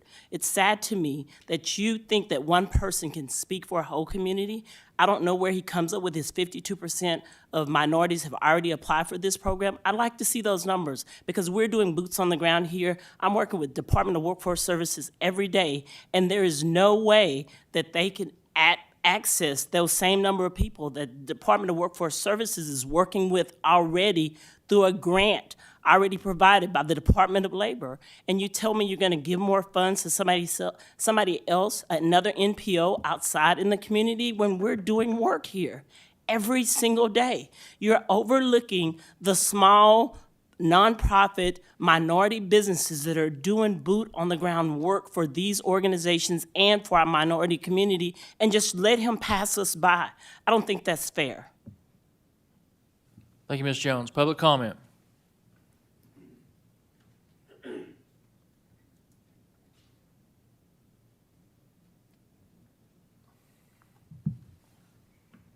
Hi, Sarah Moore, Fayetteville, Arkansas. We've been having, obviously, conversations at length for the last several months since we've received the American Rescue Plan monies. And I am absolutely excited to invest monies towards giving folks skills to elevate themselves and their families, to give them economic mobility. I think that's incredible, and I think that's something the county should absolutely consider with these funds. However, it has a lot to do with process and procedure. I think just earlier, tabled the ordinance that would have set in motion the application process for the non-governmental organizations. This is what Upskill Northwest Arkansas is. They are a part of that group of folks. You've had numerous entities come before you with different ordinances that were NGOs, and we have told them that they need to wait for this application process. And so I would just say that we need to have a fair process, that everyone should have the same footing. And additionally, I would step back and say, I've brought the conversation up numerous times about doing a full needs assessment. I'm very excited that this covers one small portion of job training, but it's the healthcare sector only. And so it's not actually looking at these other trade areas and what about other areas of opportunity that we might want to build skills or do education, and what will those cost? This is a $3 million program. Are those each $3 million as well? And so suddenly are we talking about $12 million? Because we haven't had the application process and fully vetted, we don't know. So it seems a bad decision if we move forward spending the people's money without not knowing. And I was very thankful to have a conversation with one of the JPs who said they're excited when the app's open because they have no idea what could come forward from this incredible community. I agree. Let's make sure we actually have funds available and in our coffers to move forward with those incredible organizations when that happens. Thank you. Thank you, Ms. Moore. Public comments.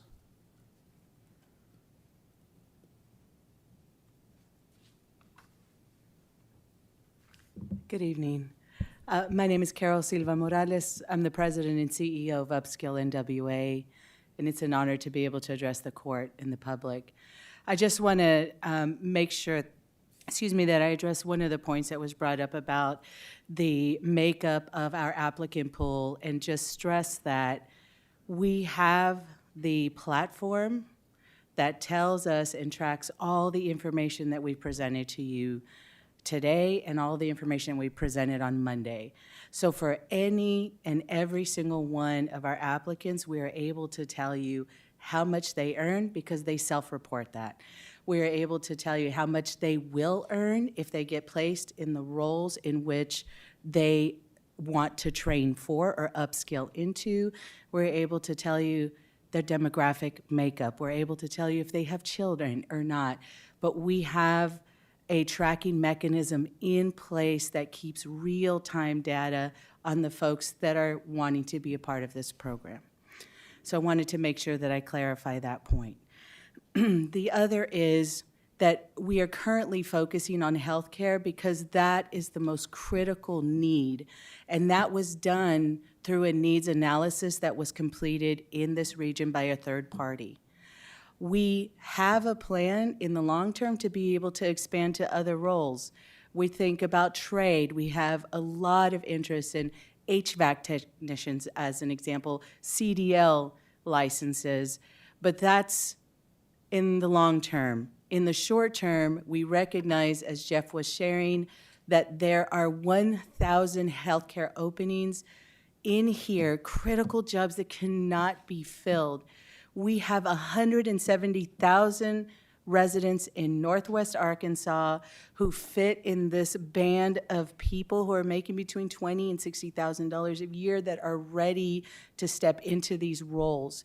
We're offering them access and opportunity, and I ask that you please consider that as you determine whether or not we can move forward. Thank you. Thank you, ma'am. Public comments. Before we take this up as a body, I think we need to note this might be subject to the same amendments that we've made before to turn this from 21 to 22. So would anybody like to, I'd entertain a motion to amend. I'll make a motion. JPS3. I make a motion that we amend the 2021s to 2022. I believe that is line 14 and line 33 in Article 1. Yes. I have a motion to amend 2021 to 22 by JP Usry. Second by JP Wilson. All those in favor? Aye.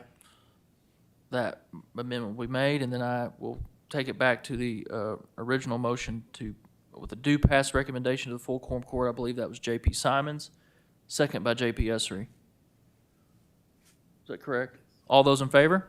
Aye. Those opposed? Item number 15 will move to the full quorum court with a due pass recommendation.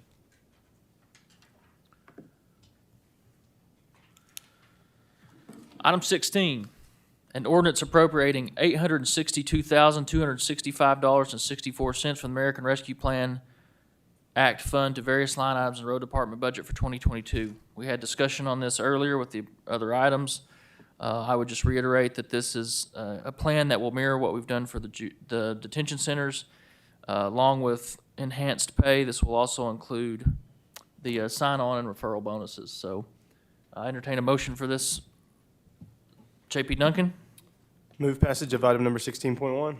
We have a motion to pass the full quorum court with a due pass recommendation by JP Duncan. Second by JP Wilson. Any further discussion or questions? JP Duncan? Not to beat a dead horse here, but wanted to reiterate the point that was made earlier. Obviously, there's more work to be done. This helps fill some of the gap that we have and provides, $3.75 an hour of incremental pay, and really helps. I think it's really going to help with those that are making $14, $16, $18, $20 an hour. That's a significant increase on top of the 10% band adjustment and 3.5% raise that's being applied. So I think this is a big stride and a big move. So thank you, JP Deakins, Chairman, for pulling this together. JP Madison? Thank you, Mr. Chair. I think we're going to have a hard time finding the money to fund all these raises permanently, and that's going to be a challenge because I know that both JP Lemming and JP Dennis were trying to make this be a permanent increase paid for with County General, but we keep using the ARPA funds to pay for these things. But I really wanted to come up here to say that if we are using these funds to give weekly bonuses, we need to make sure we are considering the impact on overtime. Because for individuals that are working overtime, which sounds like probably the road department has a little bit of that right now, I'm sure the sheriff does with their staffing shortages, this is going to increase the regular rate of pay, which increases the overtime rate. This gets really down into the weeds of the Fair Labor Standards Act, but this could be a tremendous impact on our overtime budget. And so I just want to make sure to say that if we're going to start giving weekly bonuses, we need to make sure we're factoring that into overtime, or there's going to be a big bill to pay for unpaid overtime. Thanks. Thank you, JP Madison. Any further discussion or questions on this item? Public comments? Seeing none, we'll take up the question. I have a motion to pass the full quorum court with a due pass recommendation by J.P. Duncan, a second by J.P. Wilson. All those in favor? Those opposed? Item number 16 will move to the full quorum court with a due pass recommendation. Item number 17, an ordinance appropriating $75,301.80 from the unappropriated reserves in the general fund to various line items in the prosecutor budget for 2021. J.P. Madison, would you like to introduce this? Yes, I should have just stayed. This is basically to address Prosecutor Durrett's concerns about his folks being effectively excluded from getting the rescue fund bonuses because he made the decision to have them all work from home. And he has shared his sentiments on that. He worked with his employees to get the hours that they worked, to sort of bring them into parity, to get them that. And he brought those numbers to me, and Garrett helped me draft an ordinance to make sure that his folks could get that same bonus. It just is a different funding source because they weren't eligible for the American Rescue Plan funds.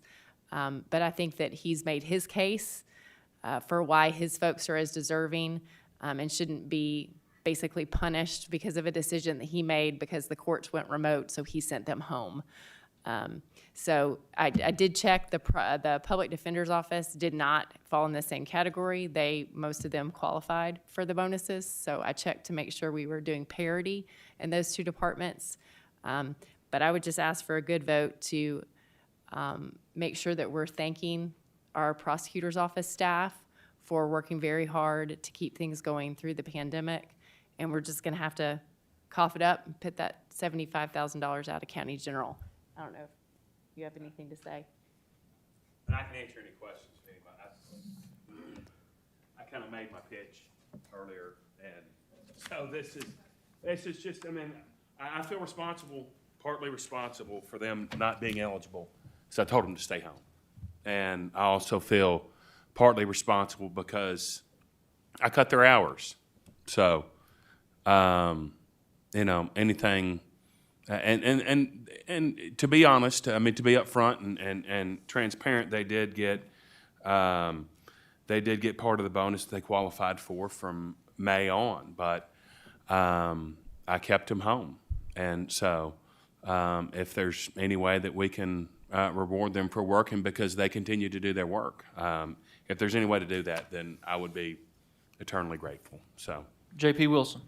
Thank you, Mr. Chairman. I guess I am curious if there are other departments or units that are going to pop up if this gets passed. We've mentioned the Public Defender's Office and that's not a problem there. Are there others that are going to come up if this one gets passed? I would say almost certainly. J.P. Johnson.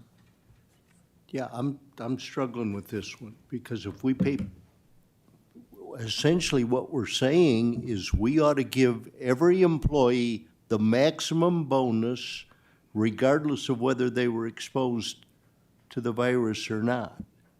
And I understand the prosecutor made a decision, but decisions have consequences in my life.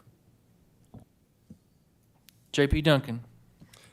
I stayed home most of the pandemic too, worked from my house, and I saw that as a benefit. I saved money in gas. I didn't have a commute. I got to spend more time with my girls. I got to go on a lunch run, and I mean, there was benefits to that. So again, I think from a fiscal responsibility, this is going to open up a can of worms that we're not going to want to have to cover across the county. And also, I just don't see why we would pay somebody for being at home when, to me, that's a benefit and should have been seen as something they enjoyed. J.P. Washington. Thank you, Mr. Chair. I would just encourage my colleagues to consider that this is not about them, whether they were at home or in person, but we need to remember that because of the sacrifices of every single person, that our county was able to continue with all county operations during the pandemic when we look at a lot of counties that this wasn't possible. And I think that it's kind of a slap in the face to say, oh, you worked from home, that's a benefit, but they still did what they were supposed to do, and they still did their job, and they still kept the county operations going. And I would hope that we would do the right thing by these people. There were some who didn't have choices as to whether or not they had to stay home. Some had to stay home with their children. Some may have been immunocompromised. And I just think that we need to reward our county employees because they kept this county going when that was not the case in a lot of counties in Arkansas. JP Johnson. Yes, Mr. Chair, do you know how much of the bonus money the prosecutor's office has already received? The number I remember is $99,000. That sounds, that's ballpark. I mean, that's within the ballpark. I couldn't swear to you that's. Why don't you go ahead and come up So, here? my math says then that over 50% of those people have already received some bonus. Everybody has received some bonus for some work because I brought them back when the courts opened back up in May. So from May to October, whenever, everybody got the bonus for that period of time. So that's why I'm saying I want to be transparent about it. Is they didn't get completely. I'm sorry. I'm used to standing up and yelling. So that's why I'm saying I don't want to come up here and mislead anyone saying that we didn't get anything, because from May until October they got that because that's when the courts opened back up, and so that's when I brought everybody back. Yeah, I mean, I understand I'm afraid in a pursuit of parity, we're creating major parity issues, because I've talked to a lot of county employees that didn't get the full bonus because they worked at least part of the time from home and they weren't eligible. And I want to remind everyone that we were working under the guidelines of the American Rescue Plan. There was no intention or anything to cut anybody out. J.P. Duncan. I move that we postpone item number 17 indefinitely. I'd like another chance to speak. I have a please. motion to postpone item number 17 indefinitely. Does that get a second?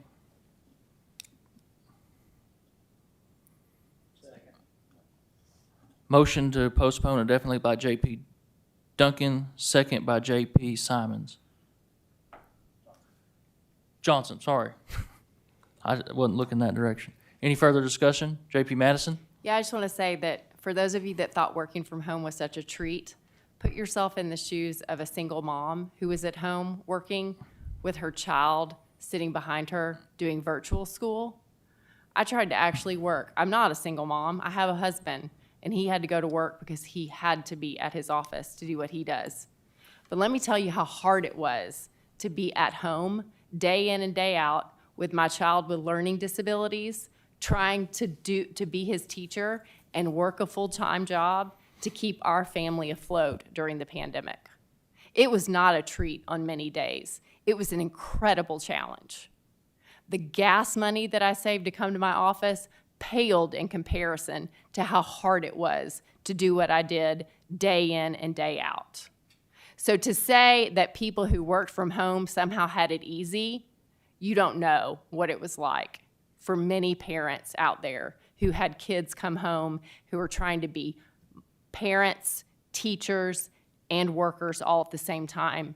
And for the people in the prosecutor's office that couldn't come to work because they were at home with a sick parent or a family member, that if they risked bringing COVID home to that person's life was in danger. So when you say that you're imposing parity, that we're trying to do parity, I'm trying to do parity because what you all doing with the American Rescue Plan funds to just give it to those who worked remotely, you're leaving out the disabled and you're leaving out a lot of single parents, and you all know that most of that is moms. So think about the parity when you indefinitely postpone this and say to those people that worked really, really hard for this county from home, you don't deserve any money because you had it easy at home. That's really offensive. So, you know, the only person that has come to us and said that his people needed this money was the prosecutor, the only one that's asked for it. No one else has complained. There's not going to be a floodgates.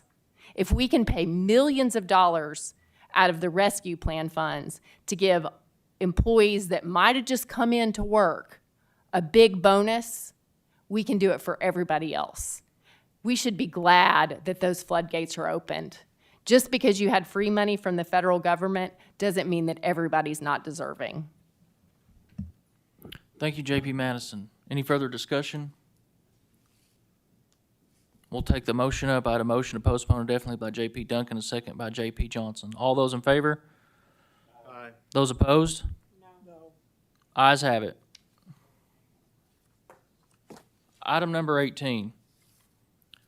An ordinance appropriating $1,974,898.20 from the American Rescue Plan Act Fund to various line items in the various budgets for 2022. I touched on this earlier, but this ordinance is a continuation of what we did for the detention center staff with the American Rescue Plan enhanced pay and the bonuses.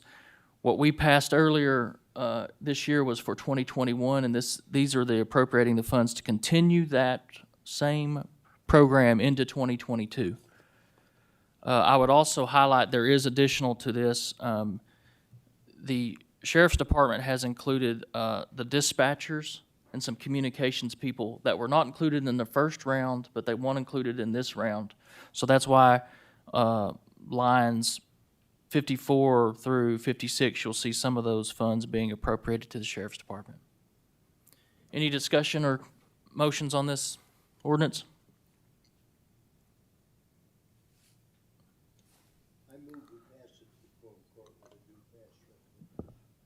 I have a motion to pass by J.P. Johnson to the full quorum court with a due pass recommendation, a second by J.P. Duncan.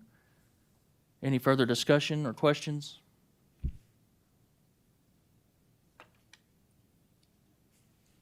Public comments? Seeing none, we'll take up the question. I have a motion to pass item number 18 to the full quorum court with a due pass recommendation by J.P. Johnson, a second by J.P. Duncan. All those in favor? Aye. Those opposed? Item 18 will move to the full quorum court with a due pass recommendation.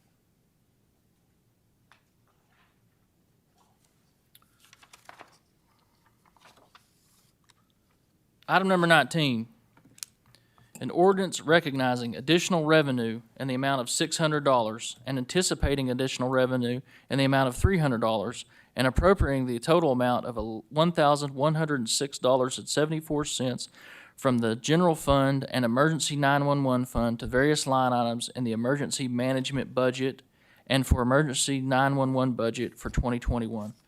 That is the longest ordinance title I've ever seen for $1,100. Any motions or questions, motions or discussion? J.P. Duncan. I move we pass item 19.1 to the full quorum court with a due pass recommendation. I have a motion to pass by J.P. Duncan to the full quorum court with a due pass recommendation. Second by J.P. Johnson, who states we round off to bigger numbers than this. So I have a motion and a second. Any further discussion? Public comment.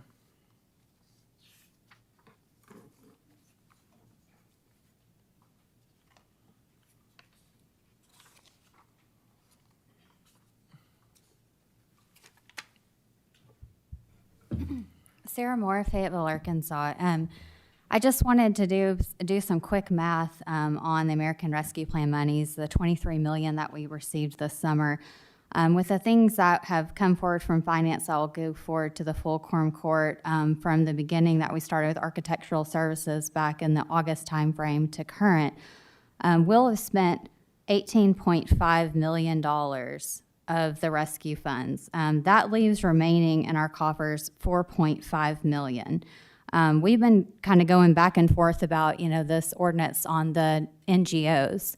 And so, that's only going to leave, $4.4 million to even be discussing. And so, obviously, as we receive additional monies in 2022, that makes the community incredibly concerned because we've been told to be patient. We've waited. We've come forward with ordinances. They've been told they've been postponed indefinitely or they've been said no to. And I've been told that we were going to get an application process in place for NGOs. And so I really hope that those sitting here and the rest of the quorum court members will seriously consider expediting this application process and freezing the current funds that are available so that we really can take care of those people that you heard speak tonight who are taking care of our community day in, day out. At midnight, you can be on the phone with some of these people, taking care of a single mom with 6 kids, getting them into a hotel because they're facing eviction. These are the people that you call on a Saturday or Sunday, you pull them away from their family, and they come and help you whenever somebody's car's broken down and you have to get a tow to get this person out of an area, a single mom with a young child, and get them back all the way to Huntsville and to another county. So these are the people in our community that really are taking care of our community and lifting them up every day, and they deserve to have a fair playing field and application process for these monies and for there to be monies available when we get there. And so what I'm telling you today is we haven't done a full needs assessment. I would anticipate our community probably needs much more north of $4.5 million to meet the needs of what these NGOs are doing here with boots on the ground, and I'm incredibly concerned at the rate that we're spending this money. Additionally, we've invested in some things that are potentially infrastructure projects that can take all of the next $23 million, and we aren't having a full conversation about that. I think that's something we really need to have a hard look at ourselves in the mirror about how we take care of everyone in Washington County. Thank you. Thank you. Public comments. All right, we'll take up the question. I had a motion to pass to the full quorum court with a due pass recommendation by J.P. Duncan and the second by J.P. Johnson. All those in favor? Aye. Those opposed? Item number 19 will pass to the full quorum court with a due pass recommendation. J.P. Duncan. I move that we add items number 7, 8, 9, and 19 to a consent agenda.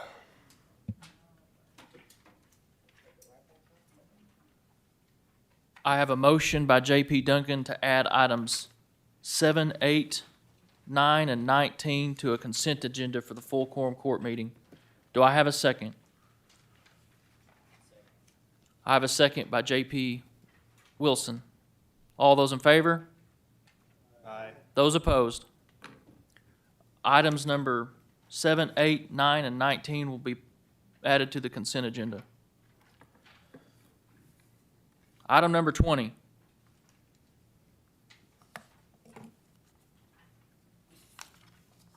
An ordinance anticipating additional revenue of $904,275 in the DEM grant fund and appropriating the amount of $904,275 in the DEM grant fund to various Homeland Security budgets for 2021. This is a regular grant that we get from the Arkansas Department of Emergency Management. I would entertain motions or discussion on this item. Second. I have a motion to pass the full quorum court by J.P. Wilson, second by J.P. Duncan. Any further discussion?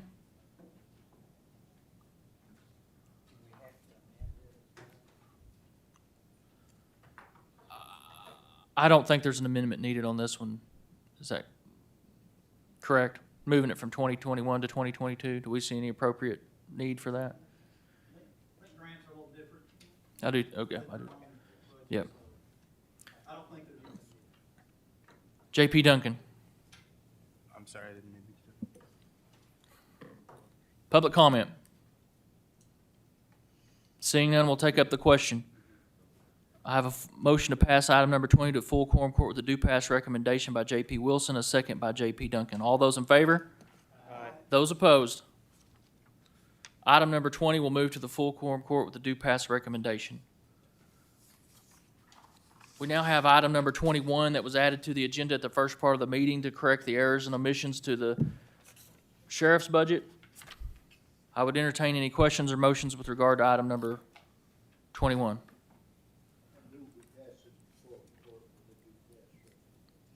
I have a motion to pass by J.P. Johnson to the full quorum court with a due pass recommendation. I have a second by J.P. Wilson. Any further discussion or questions? Any public comments? Seeing none, we'll take up the question. I have a motion to pass item number 21 to the full quorum court with a due pass recommendation by J.P. Johnson, a second by J.P. Wilson. All those in favor say aye. Aye. Those opposed? Item number 21 will move to the full quorum court with a due pass recommendation. J.P. Duncan. I move that we add item number 20 and 21 to the consent agenda as well. I have a motion by J.P. Duncan to move items number 20 and 21 to the consent agenda at the full quorum court meeting. Do I have a second? I have a second by J.P. Johnson. All those in favor? Aye. Those opposed? Items number 20 and 21 will be added to the consent agenda for the full quorum court meeting.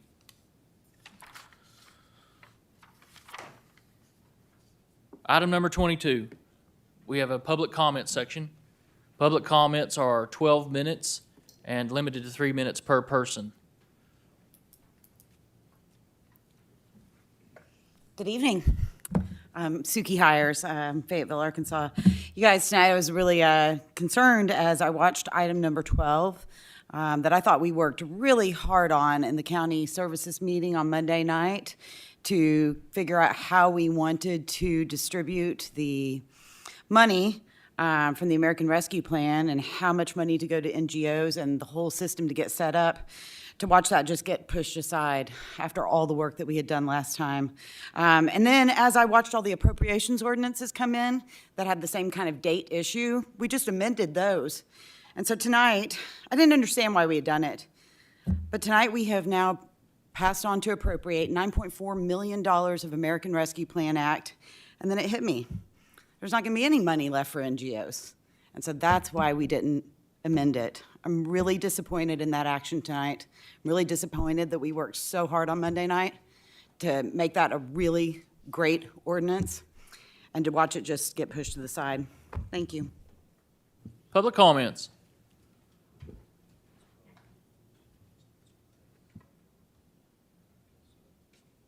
Monique Jones, Fayetteville, Arkansas. I feel the same way about that ordinance because I believe in the people that we vote for. Here I am, I sit before you again today, looking at the eyes of my JP that represent us to say we're working for you and working for the community, but I'm looking for true work. I, like Stacy Harper, and inviting you out to come to the St. James Missionary Food Pantry. I'm open 5 days a week. I receive a delivery every single day.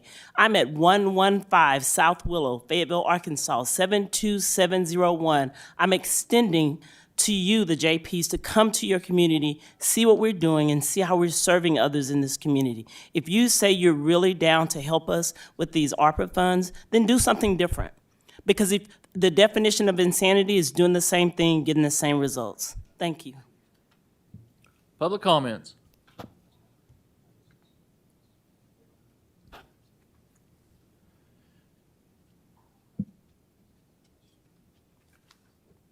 Thank you, Mr. Chair. And this committee, and this goes for all the quorum court, but I'd like for you to hear this, but when you do voice votes, we out in the audience can't hear.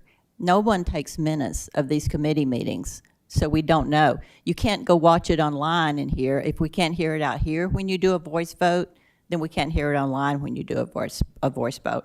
I ask that you please stop doing voice votes and let Miss Patty or someone call the roll, because we need to know how you vote. Else, how do we know who to go talk to afterwards? It's just really important to know how the JPs vote, especially on some of the really important stuff that has come forward tonight that I don't know how everyone voted. Thank you. Public comments. With that, this meeting is adjourned. Thank you.